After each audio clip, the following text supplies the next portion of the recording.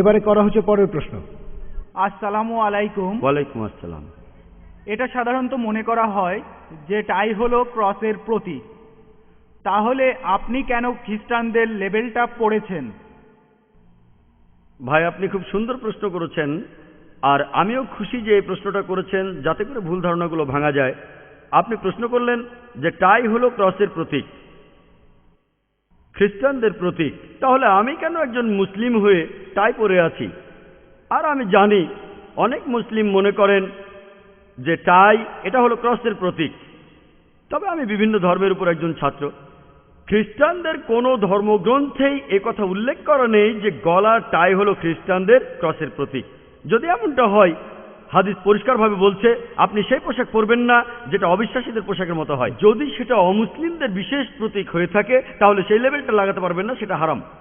আপনি বাইবেলে এমন কোনো কথা পাবেন না, বাইবেলে কোনো অনুচ্ছেদে এই কথা পাবেন না যেখানে বলা হয়েছে যে গলার টাই হলো ক্রসের প্রতীক।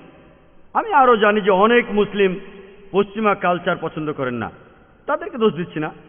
আমি যেটা বলবো, আপনি যদি দেখেন অমুক জিনিসটা ক্ষতিকর, যদি আপনি দেখেন পশ্চিমারা কোনো খারাপ কাজ করছে, আপনি সেটা প্রতিবাদ করবেন। কিন্তু তারা যে ভালো কাজগুলো করে তাতে কোনো ক্ষতি নেই যদি সেগুলো মেনে নেন। আর যেগুলো নিরপেক্ষ সেগুলোতেও ক্ষতি নেই, এগুলো তো আপনার প্রতিবাদ করার দরকার নেই। কিছু মুসলিম পশ্চিমাদের কালচারটাকে এতটাই অপছন্দ করেন যে তারা সব কিছুতে প্রতিবাদ করে। তাই এই জিনিসটা কোনোভাবেই খ্রিস্টানদের ধর্মের প্রতীক নয়। এই প্রশ্নটা আমাকে পৃথিবীর বিভিন্ন জায়গাতে করা হয়েছে, আমি তখনও সবার সামনেই বলেছি যদি কোনো মুসলিম এটা প্রমাণ করতে পারেন, যে কোনো সময় অকাট্য প্রমাণ করতে পারেন যে গলার টাই এটা ক্রস বা খ্রিস্টান ধর্মের প্রতীক, আমি সবার আগে টাই খুলে ফেলবো। আর আমি সবাইকে বলবো আপনারা কেউ টাই পরবেন না।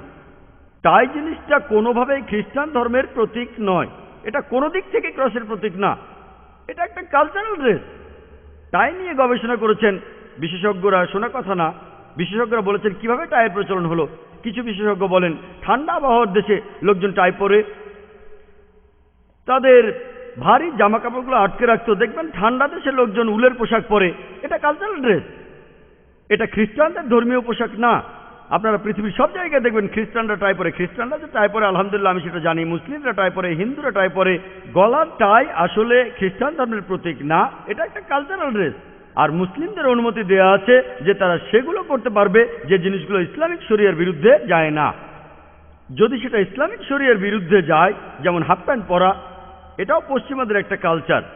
আমরা মুসলিমরা এটা পরবো না, কারণ পুরুষদের জন্য হিজাব বা আওরা হলো নাভি থেকে হাঁটু পর্যন্ত, মুসলিমরা শর্ট পরবে না, এটার অনুমতি নেই। আপনি গাড়িতে চড়ছেন, গাড়ি আবিষ্কার করেছিল খ্রিস্টানরা, পশ্চিমারা। আমি কি বলবো খ্রিস্টানরা গাড়ি আবিষ্কার করেছে তাই আমি এতে চড়বো না?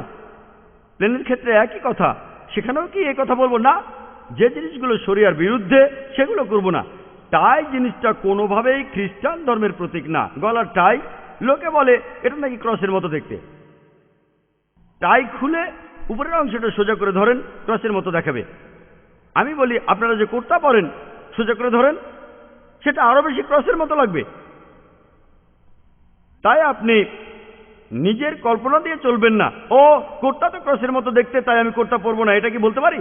এমন কথা কি বলতে পারি?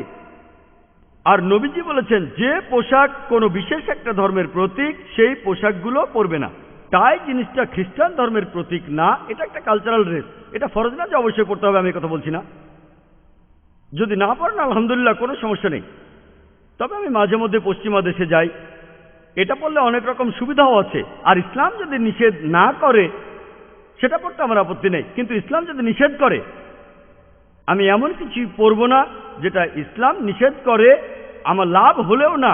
তবে এই গলারটাই আলহামদুলিল্লাহ ইসলামে এটার অনুমতি আছে, তাই এটাতে কোনো সমস্যা নেই যদি মুসলিমরা টাই পরে। আশা করি উত্তর